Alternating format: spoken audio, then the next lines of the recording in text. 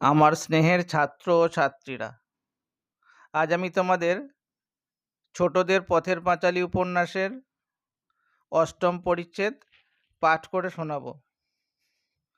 আমার চ্যানেলে নতুন হয়ে থাকলে অবশ্যই তোমরা চ্যানেলটাকে সাবস্ক্রাইব করে নিও, ভালো লাগলে বন্ধুদের মাঝে শেয়ার করে দিও। ভিডিওটা প্রথম থেকে শেষ পর্যন্ত দেখো, কোনো অংশ বাদ দেবে না, কেন তোমাদের অতি গুরুত্বপূর্ণ প্রশ্ন এখান থেকে পাবে। ছোট প্রশ্ন আসার জায়গাগুলো আমি তোমাদের বলে দেবো, কোথা থেকে ছোট প্রশ্ন আসবে, বড় প্রশ্ন আসবে, সব তোমরা পড়ার মাঝেই জানতে পেরে যাবে। শোনো মন দিয়ে। কয়েক মাস কাটিয়া গিয়াছে, ভাদ্র মাস। অপু বৈকালবেলা বেড়াইতে যাইবার সংকল্প করিতেছে। এখন এমন সময় তার মা পিছনে ডাকিয়া বলিল, কোথায় বেরোচ্ছিস রে অপু? চাল ভাজা আর ছোলা ভাজা ভাজছি, বেরিও না যেন, এক্ষুনি খাবি। ওদিকে অপু সংকল্প করেই ফেলেছে বিকালবেলা বন্ধুর সঙ্গে বেড়াতে যাবে, কিন্তু মা ডাকছে, মায়ের কোনো কথায় সে কর্ণপাত করছে না। অপু যেন শুনেও শুনল না, অপু শুনিয়াও শুনিল না। যদিও সে চাল ছোলা ভাজা খাইতে ভালোবাসে বলিয়াই তার মা তার জন্য ভাজিতে বসিয়াছে, ইহা সে জানে, তবুও সে কি করিতে পারে, কেননা তার মন পড়ে আছে অন্য জায়গায়। এতক্ষণ কি খেলাটাই চলিতেছে নীলুদের বাড়িতে। সে যখন বাহিরে দরজায় পা দিয়েছে, মার ডাক আবার কানে গেল। মা তবুও বলছেন, বেরোলি বুঝি? ও অপু, বারে দেখো মজা ছেলের, গরম গরম খাবি। আমি তাড়াতাড়ি ঘাট থেকে এসে ভাজতে লাগলাম। ও অপু! ততক্ষণে সে পগার পার। অপু ততক্ষণে এক ছুট দিয়া নীলুদের বাড়ি গিয়া পৌঁছিল। অনেক ছেলে জুটিয়াছিল।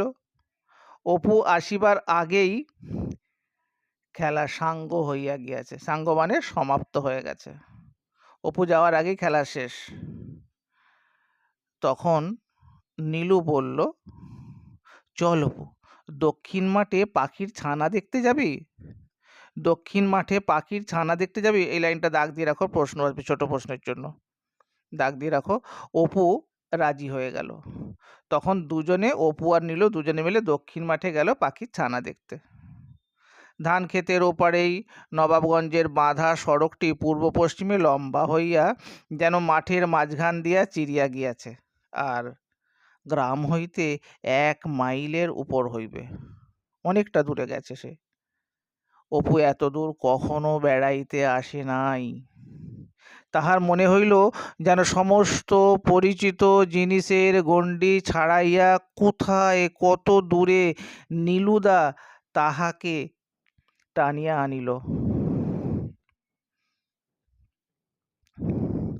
একটুখানি পরেই সে বলিল, বাড়ি চলো নীলুদা, আমার মা বকবে, সন্ধে হয়ে যাবে, আমি একা গাবতলার পথ দিয়ে যেতে পারবো না, তুমি বাড়ি চলো। এদিকে বাড়ি ফিরতে গিয়ে এক বিপদ হলো। ফিরিতে যাইয়া নীলু পথ হারাইয়া ফেলিল। ঘুরিয়া ফিরিয়া কাহাদের একটা বড় আমবাগানের ধার দিয়া একটা পথ মিলিল। সন্ধ্যা হইবার তখনও কিছু বিলম্ব আছে। আকাশে আবার মেঘ ঘনাইয়া আসিতেছে। এমন সময় চলিতে চলিতে নীলু হঠাৎ থমকাইয়া দাঁড়াইয়া অপুর কনুইয়ে টান দিয়া সম্মুখ দিকে চাহিয়া ভয়ের সুরে কহিল, ও ভাই অপু। এই কথা বলার মধ্যে তার একটা ভয়ের লক্ষণ ছিল। অপু সঙ্গীর ভয়ের কারণ বুঝিতে না পারিয়া বলল, কি রে নীলুদা? পরে সে চাহিয়া দেখিল, যে সুঁড়ি পথটা দিয়া তাহারা চলিতেছিল তাহা কাহাদের উঠানে শেষ হইয়াছে। উঠানে একখানা ছোট্ট চালাঘর ও একটা বিলাতি আমড়ার গাছ। তাহার কোনো কথা জিজ্ঞাসা করিবার পূর্বেই নীলু ভয়ের সুরে বলিয়া উঠিল, আতুরি ডাইনির বাড়ি।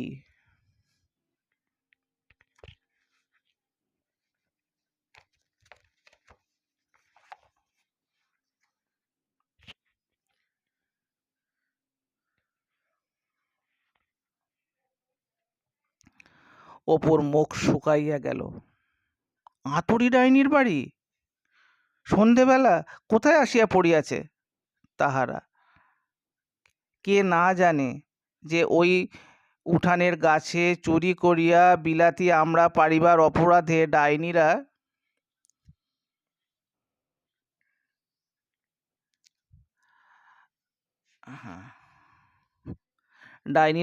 জেলে পাড়ার কোনো এক ছেলের প্রাণ কাড়িয়া লইয়া কচুর পাতায় বাঁধিয়া জলে ডুবাইয়া রাখিয়াছিল, আর পরে মাছে তাহা খাইয়া ফেলিবার সঙ্গে সঙ্গে বেচারির আমড়া খাইবার স্বাদ জন্মের মতো মিটিয়া যায়। কে না জানে সে ইচ্ছা করিলে, সে মানে আতুরি ডাইনি, চোখের চাহনিতে ছোট ছেলেদের রক্ত চুষিয়া খাইয়া তাহাকে ছাড়িয়া দিতে পারে। আর যাহার রক্ত খাওয়া হইল সে কিছুই জানিতে পারিবে না, কিন্তু বাড়ি গিয়া খাইয়া দাইয়া সেই যে বিছানায় শুইবে আর পরদিন উঠিবে না। কতদিন শীতের রাতে লেপের তলায় শুইয়া দিদির মুখে আতুরি ডাইনির গল্প শুনিতে শুনিতে সে বলিয়াছে, রাত্রিতে তুই ওসব গল্প বলিস নে দিদি, আমার ভয় করে। তুই সেই কুচবরণ রাজকন্যের গল্পটা বল দেখি। যাই হোক, ঝাপসা দৃষ্টিতে সে সম্মুখে চাহিয়া দেখিতে গেল বাড়িতে কেহ আছে কি না, এবং চাহিবার সঙ্গে সঙ্গেই তাহার সমস্ত শরীর যেন জমিয়া হিম হইয়া গেল। বেড়ায় বাঁশের আগড়ের কাছে অন্য কেহ নয়, একেবারে স্বয়ং আতুরি ডাইনি।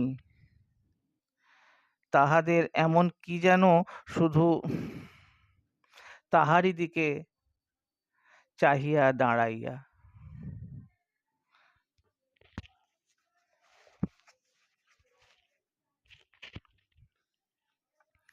যাহার জন্য এত ভয়, তাহাকে একেবারে সম্মুখেই এভাবে দাঁড়াইয়া থাকিতে দেখিয়া অপুর সামনে পিছনে কোনো দিকেই পা উঠিতে চাহিল না।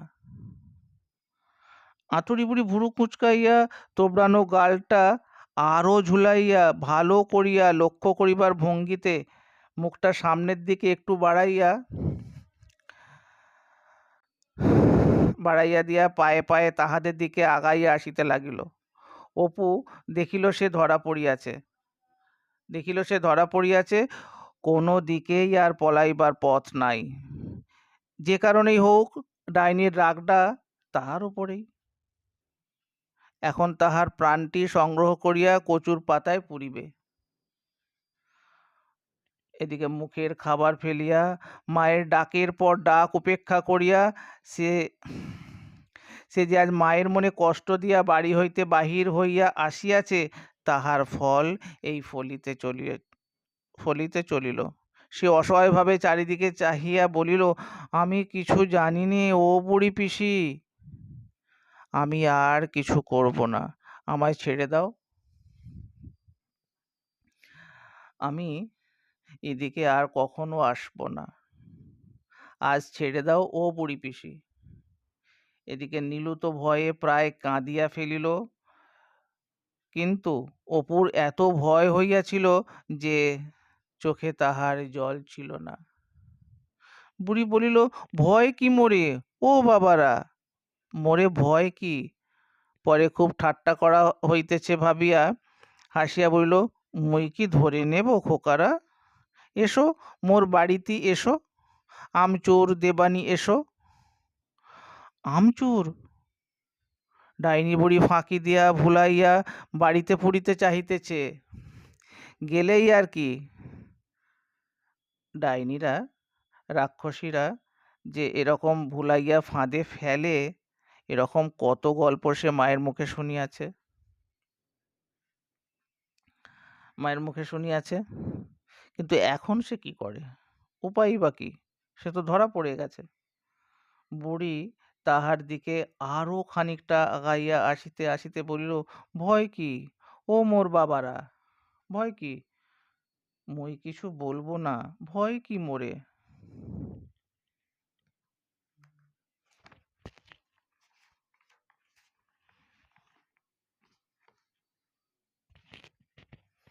দেখো এই পাতাতে আঁতই ডাইনির ছবি দেওয়া আছে, আর এখানে অপু আর নীলু। এখানে আমড়া গাছ নাকি আম গাছ, এখানে বেড়া,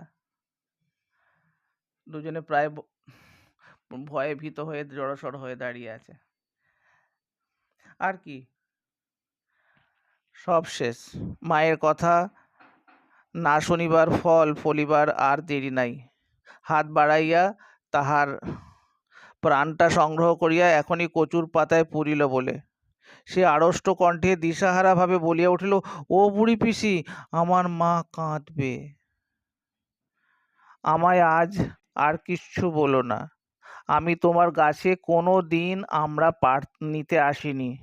আমার মা যে কাঁদবে, অর্থাৎ আমাকে ছেড়ে দাও।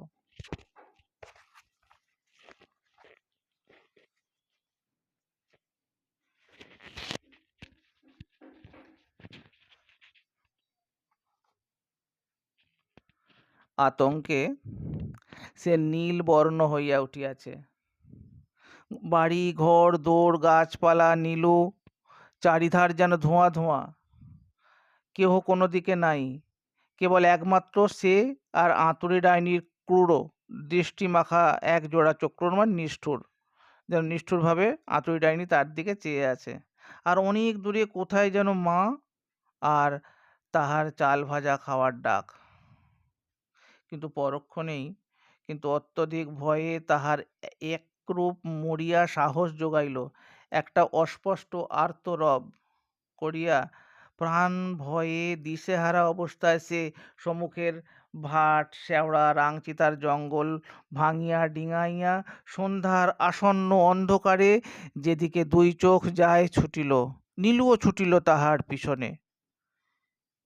এদিকে ইহাদের ভয়ের কারণ কি বুঝিতে না পারিয়া বুড়ি ভাবিল, মুই মারতেও যাইনি ধরতেও যাইনি, কাঁচা ছেলে, কচি ছেলে, কম বয়সী, তাই কি জানি মোরে দেখে কেন ভয় পালে সন্ধেবেলা, খোকাটা কাদের।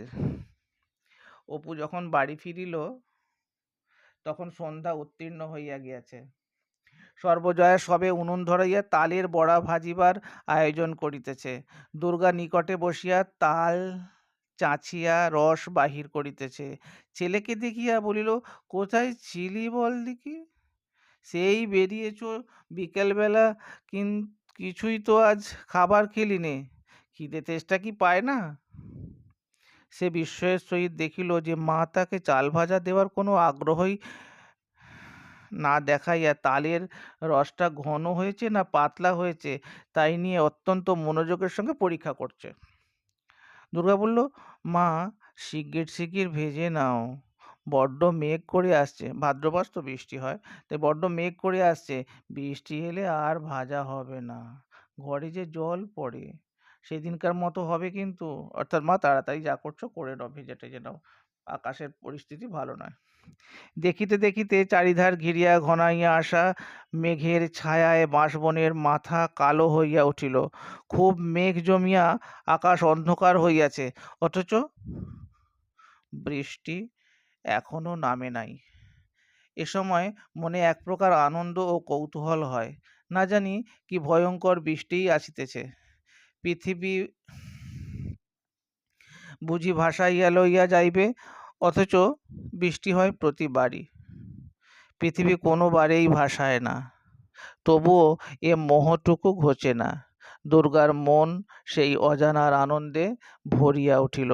সে মাঝে মাঝে দাওয়ার ধারে আসিয়া নিচু চালের ছাট হইতে মুখ বাড়াইয়া মেঘান্ধকার আকাশের দিকে চাহিয়া দেখিতেছিল।